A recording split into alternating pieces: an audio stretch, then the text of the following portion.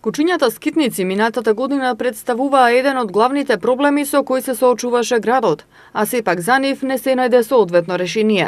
Со истиот проблем почна и оваа година, а тоа го потврдуваат билтените на Министерството за внатрешни работи, во кои има бројни пријави на граѓани кои биле каснати од кучиња.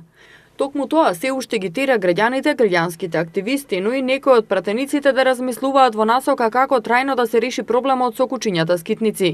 Со таа цел, еден дел пратеници предложија законски измени во постојниот закон за заштита и благосостојба на животните, со кој се предвидува задолжителна кастрација на домашните кучиња. Но како гледаат граѓаните на новиот предлог? Некои сметаат дека треба да има ваков закон, затоа што на ваков начин се стеснува можноста да се создаваат нови кучиња скитници. Заедно со чипирање на кучињата се насочува одговорноста кон граѓаните, но има и граѓани кои се против. Дали сметате дека кастрирањето на кучиња ќе го намали бројот на скитниците кучиња? Можно, ама чисто се сомневам. Па секако, би требало. Да, би требало, да, многу ги има. Мислам, тоа е најдобра метода. Мислам не. Дали сте за кастрирање за кучињата?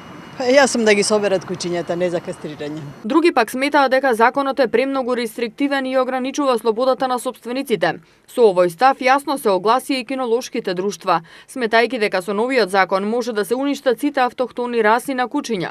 Според нив, шарпланинецот како светски признаена раса и овчарското куче караман како национална раса, со овој закон би биле предистребување. Новиот предлог закон предвидува да ги задолжи собствениците на кучињата, кога животните ќе бидат во репродуктивен период, да ги кастрираат или ојалуваат своите кучиња во овластените ветеринарни амбуланти. Ова не важи за собствениците на кучиња што имаат регистрирано одгледувачници. Истовремено, трошоците за овие постапки ќе треба да ги платат собствениците.